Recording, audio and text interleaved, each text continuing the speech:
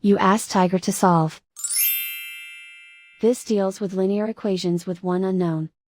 The final result is t equals 9/2. Let's solve it step by step. Group all t terms on the left side of the equation. Subtract 55t from both sides.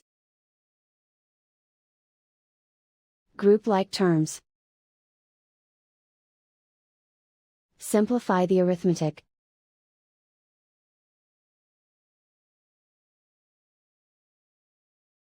Group all constants on the right side of the equation. Subtract 45 from both sides.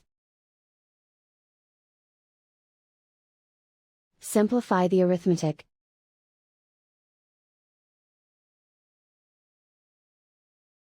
Isolate the t. Divide both sides by -10.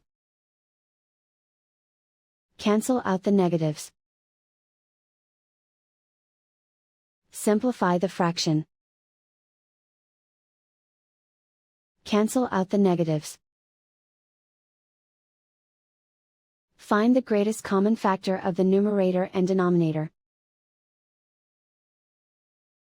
Factor out and cancel the greatest common factor.